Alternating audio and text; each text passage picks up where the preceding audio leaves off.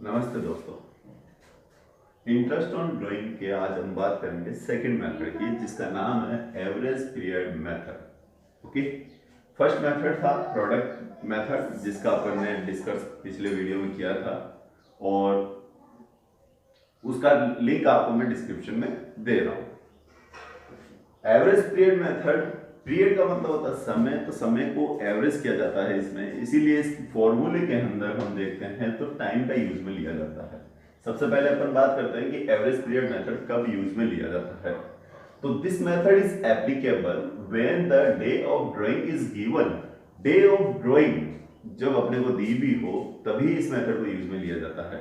जैसे कि first day of every month अगर किसी पार्टनर ने विड्रॉ किया है, या last day of every month किसी पार्टनर ने विड्रॉ किया है, या एवरी क्वार्टर है, first day beginning of every quarter, ending of every quarter, तब इस मेथड को यूज में लिया जाता है। ध्यान रखना, डे के बारे में बात होती है। First day, last day, middle day. First day को बिगिनिंग भी बोला जाता है, लास्ट डे को एंडिंग भी बोला जाता है, और मिडिल डे को मिड भी बोल सकते हैं हम। तो तभी इस मेथड को यूज में लिया जाता है, एवरेज पीरियड मेथड। बहुत ही इजी टॉपिक है, बस थोड़ा सा ध्यान रखना है इस टाइम के फैक्टर के ऊपर, और किसी फैक्टर के ऊपर ध्यान रखने की रिक्वायरमेंट नहीं होती है। तो इसका फॉर्मूला क्या होता है? Interest on drawing, total annual drawing multiply rate by 100 multiply time by 12। तो टोटल एनुअल ड्राइंग, एनुअल का मतलब होता है वार्षिक, साल भर की ड्राइंग हमको यहाँ पर लिखनी है टोटल करके। अगर किसी पार्टनर ने हर महीने कुछ भी रुपए निकाले, लाइक डेट मान लो कि किसी पार्टनर ने हर महीने की शुरुआत में 2000 रुपए निकाले, तो साल में जैसे 12 महीने होते हैं तो 12 से उसको मल्टीप्लाई कर दिया जाएगा। तो 2000 इंटू 12, तो साल भर की ड्राइंग कितनी हुई उसकी? 24,000।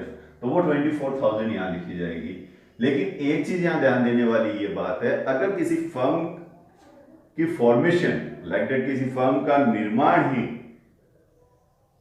अगर किसी ईयर के बीच में होता है, तो पूरे 12 महीने उसके पास में फाइनेंशियल ईयर के नहीं रहते हैं।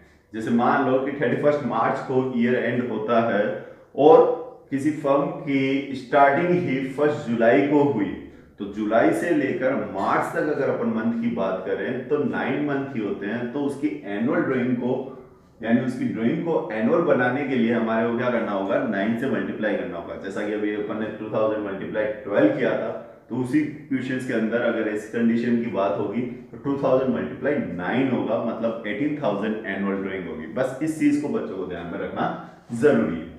फिर बात करते हैं rate by 100। Rate already questions में गिवन होती है, रेट ऑफ इंटरेस्ट जिसको बोला जाता है, तो वो इंटरेस्ट रेट यहाँ पर लिखी जाती है। 100 इसलिए लगाते हैं क्योंकि परसेंटेज में फॉर्म होती है वो rate. Multiply time by 12। Time जो होता है वो एवरेज को रिप्रेजेंट करेगा, एवरेज पीरियड को रिप्रेजेंट करेगा, और 12 उसको एनुअली बनाने के लिए अपन यहां पर यूज लेते हैं। तो rules of time, rules of time, time को फाइंड करने के क्या रूल्स होते हैं? तो जैसा कि मैंने बताया आपको कि टाइम के फाइंड आउट करने के 3 रूल्स हो सकते हैं। क्या हो सकते हैं? 3 रूल्स हो सकते हैं। अगर ड्राइंग इन द बिगिनिंग में हुई है, या एंडिंग में हुई है, या मिडल में हुई है, तो 3 कंडीशन यहां पर एप्लीकेबल होती है, बिगिनिंग, एंडिंग एंड मिडल। तो अपन डिस्कस करते हैं। अगर drawing, if drawing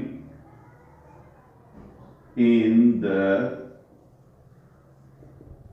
beginning of every month, अगर हर महीने की शुरुआत में ड्राइंग होती है, तब किस तरीके से टाइम निकाला जाता है? तो टाइम निकालने के लिए फॉर्मेट यूज में लेते हैं n+1 डिवाइड बाई 2। यहां पर n का मतलब है नंबर ऑफ मंथ। जितने मंथ उस फाइनेंशियल ईयर में होंगे उतने मंथ को यहां पर लिखा जाएगा। जैसे कि अभी मैंने पिछला एग्जांपल दिया था आपको कि अगर 1 अप्रैल से लेकर 31 मार्च तक की बात करें तो 12 महीने होते हैं, तो 12 महीने का मतलब n हो गया 12, 12 + 1 13, 13 में 2 का डिवाइड हो गया तो कितना आएगा? 6.5।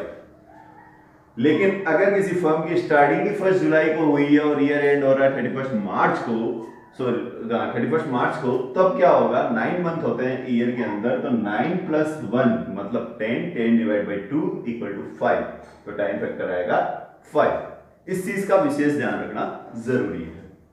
अगर in the beginning of every month की जगह पर अगर बात आ जाती है एवरी क्वार्टर, तो एवरी क्वार्टर के अंदर क्या कंडीशंस होती है, तो आप सब जानते हैं क्वार्टर का मतलब क्या होता है। क्वार्टर का मतलब होता है पेयर ऑफ 3 मंथ्स। तो पेयर ऑफ 3 मंथ्स मतलब how many quarters in a year, 4।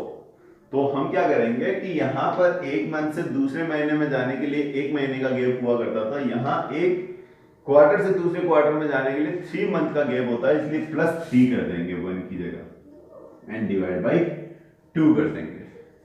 इसी तरीके से अगर मैं बात करूं तो एवरी 6 मंथ की बात आ जाती है,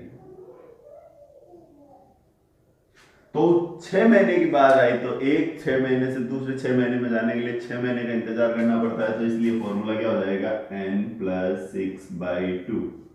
बस ये चीज का ध्यान रखना, अगर बिगिनिंग की बात आती है तो प्लस यूज में लिया जाएगा। और इसी तरीके से अगर इफ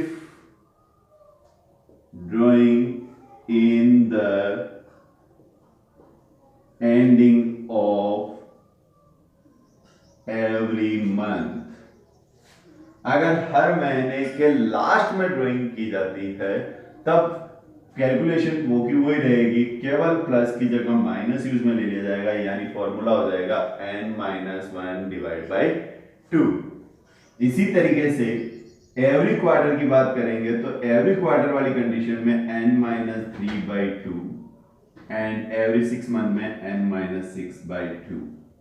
इस तरीके से फॉर्मेशन यूज में लिए जाएंगे टाइम फैक्टर को फाइंड आउट करने के लिए।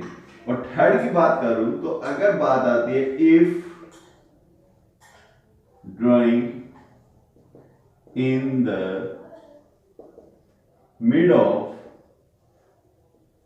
एवरी मंथ, अगर साल के हर महीने के बीच ड्राइंग की जाती है, तब n/2 यूज में लिया जाता है, ना तो प्लस किया जाता है और ना ही माइनस किया जाता है। इसीलिए ये सबसे इजी रहता है समझने के लिए कि चाहे क्वार्टर आए, चाहे मंथ आए, चाहे 6 मंथ आए, हर कंडीशन में n/2 ही यूज में लिया जाता है। ठीक है, थैंक यू।